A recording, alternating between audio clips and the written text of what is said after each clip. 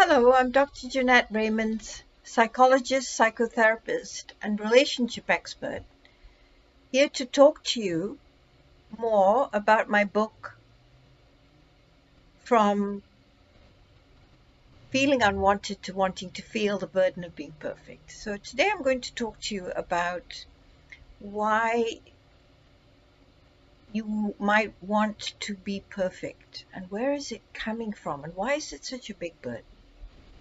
Well, imagine you're in a household and you grow up where nobody talks about their feelings.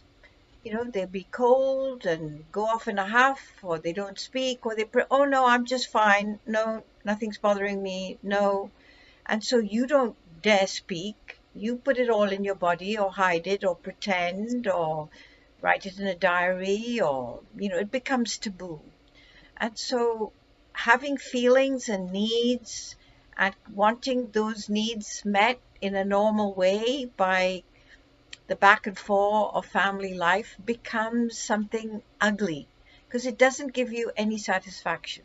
There are no rewards, there are no acknowledgements, there's no validation, and so you begin to think of yourself as bad. If I actually want to cuddle, I must be bad. If I need mommy to hear how well I did in my games at school, must be bad. You know, if I want to have an extra ice cream, I must be bad. So everything that you want and need suddenly becomes yucky, icky, bad. It makes you feel needy. It makes you feel disgusting, selfish, a brat, mean, ungrateful, demanding, and every bad thing that you can think about.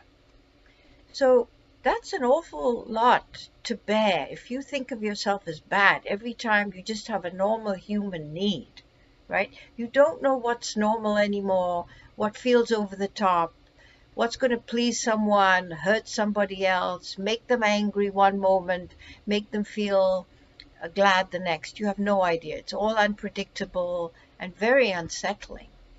So what's your alternative as you're growing up? How do you manage this and continue to live? Well, you decide somewhere in your unconscious, I have to get rid of all this bad stuff. I hate it. I don't like feeling mean. I don't like feeling selfish. I don't want to be like my mom who's always being critical. I don't want to be like my dad who doesn't give a damn and eats everything on the table and leaves nothing for us. I don't want to be like my mom who never gives dad a kiss in the morning, who's cold and never affectionate. I don't want to be like that. I don't want to be like my dad who's drinking all the time. I don't want to be like my mom who's only thinking of herself. No matter what I say, it's always about her.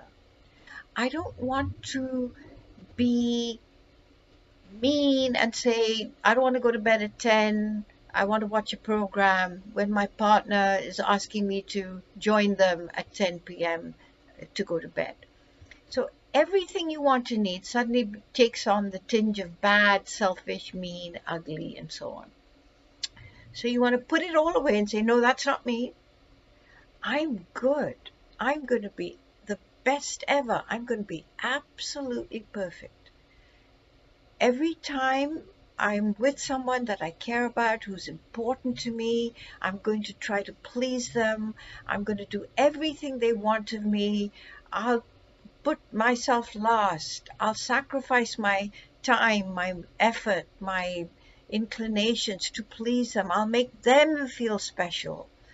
Hopefully they might make me feel special in return.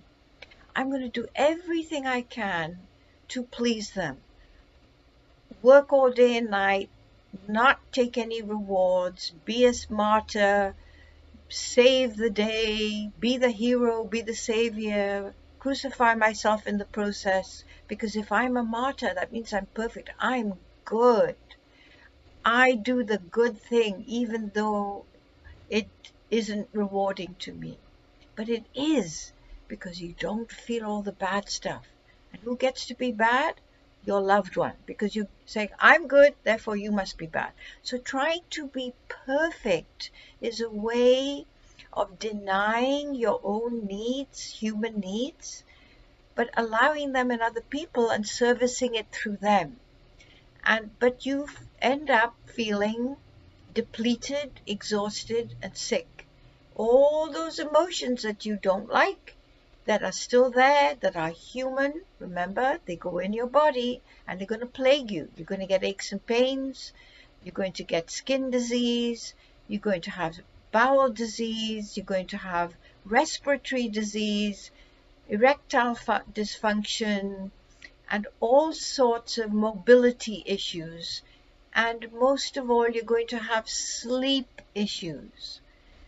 This is what happens when you try to be perfect and you don't say what you really want. You don't express anger. You're so ashamed of your human needs for wanting food, a cuddle, sex, company, to be treated nicely, to be regarded, to be thought of, to be wanted, to feel special, to be important in someone's life, to feel precious. That's what we all want.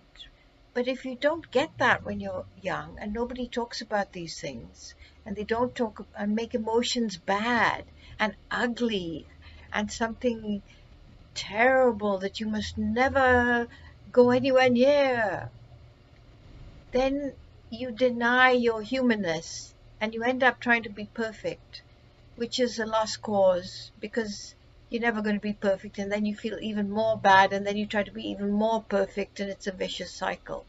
So trying to be perfect makes you feel awful because you can't do it, and you end up having none of your needs met, and that your loved ones just making you feel more and more imperfect, and you end up being sick and depleted, and your human emotional needs, you're screeching out for somebody to put their arms around you physically and emotionally to make you feel that you're worthy, you're lovable, lovable, lovable. That's the main thing. But if you try to do it by being perfect, then you're separating yourself from other people and saying, I'm different, I'm better. And you're not going to be loved, because you can only be loved if you're human, if you're the same as everybody else. We all have our good bits and our bad bits, our ugly bits, our beautiful bits, our selfish bits, our grateful bits, our angry bits, our calm bits. But they're all human, and if you have them all, then you're a whole human being. You're working on all four cylinders. And if you have that, then you can give love and accept love in a human way. Your expectations are more realistic, and you don't have to feel the burden of trying to be perfect, which is impossible. So it all boils down to accepting the humanness of feeling all the feelings that you thought were taboo and that make you bad. Think about it and read more about how I helped Ian in my book over 10 to 12 years to accept himself and be happy. From feeling unwanted to wanting to feel the burden of being perfect. See you next time.